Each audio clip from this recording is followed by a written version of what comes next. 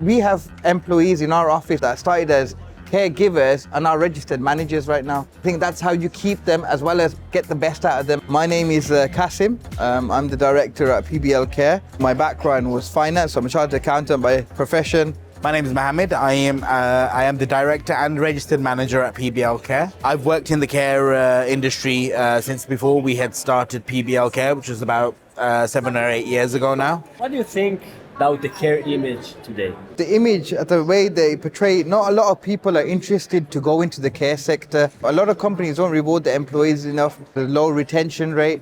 And I think at the moment, that image kind of puts people off from applying, and there's not much money in this sector. With care, it's an inner thing. You've got to be born with it. And I think if you have that, then you will actually see the benefits of it as well. I think you just got an award for an innovative person in Europe. Basically, the award highlighted what we've done with technology. So what we've done is we've basically used AI and technology to implement it in the care sector, because I think it was kind of missing in the care sector. And what this allows us to do now is to have a person-centered care with each patient. So it allows us to see what the patient's eaten at lunchtime, what they've eaten in the evening, are they having a good sleep? If they're not having a good sleep, why they're not having a good sleep? So it's kind of looking more deeper inside and seeing what the actual issue and the problem is and what we can do to resolve it by getting the data and the information. And I think what it does in terms of staff and retention, it makes it a bit more exciting for people to work in this industry, because before it was very sort of meticulous. But now I think with technology and the way that organizations such as ourselves have adapted, the way we've changed, we're kind of attracting more people, and people are staying with us. We're retaining more staff because of the good work that we do. It's not sort of like we're coming in doing the same thing every day. We're coming in and we're making a difference. And I think that's the key thing there. The caregivers, they join the company, they go through the induction, probably 1 week, and then 60, 90 days, probably don't get any mentorship. They're out there alone. That's why we see also 53% of carers leave after 6 months. How do you guys deal with that and make such good retention to avoid those issues? From the application stage, we make it very clear, the HR team makes it very clear that there's a progression channel. We have employees in our office right now that started as caregivers and are registered managers right now. This also helps the retention. You know, we would invest in their education, we'll make sure they get the diplomas done. If there's any other courses that they're interested in, we'll do that. Our registered manager and the team, they would keep supervisions, where basically they get to know what the staff want as well. I think that's how you keep them as well as get the best out of them as well. I think the culture of the organization is very, very important for retention. I think it's very important to make people feel wanted, make people feel valued.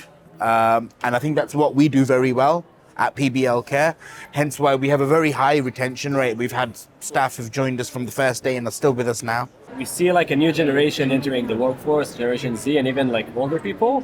We all used to communicate instantly, to engage with each other instantly, to consume information instantly. How do you provide the same experience? In the new generation, you know, everybody wants to have a flamboyant job, you know, something that's a bit, you know, bougie, as they say. What we find is when we meet people who have gone through certain life experiences, certain things have happened in their households, they are the ones that are usually good carers, and those are the ones that we looking out for. There are certain skills that, you know, individuals have that make them excellent carers. How we kind of market them as well, attracting the right audience and tell them about the opportunities we have and how you could grow with us. What can we do on top of pay in order to make sure to bring those talents and people that are doing this quality work and keep them for a long time?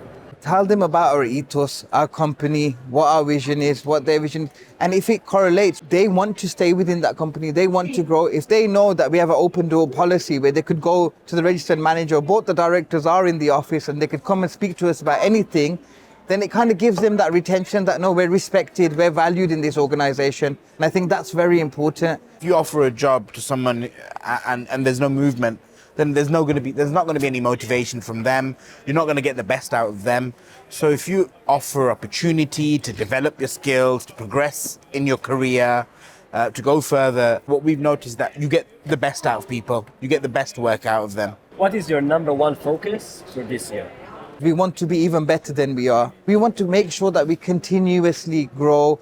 with our quality, put new systems in place where we could basically enhance our quality even more. The main thing is that always working with technology and how we can basically use data and whatever information we have and analyze it in such a way which it could be the best for the patient as well as the care staff as well. This is one of the KPIs that we're using, technology and data, in order to see where we can improve or what we can do for the patient differently to provide an even better quality service. What is your number one piece of advice for new care providers? The younger generation, the younger mentality, they have that openness where they want to be transparent, they want to talk to other partners and see how can we work together to grow. I think always work together, learn from each other. This is the biggest advice I would give. The client is always at the top. We have to make sure that we don't forget what our objectives are. We strive to provide the best care for the people that we care for.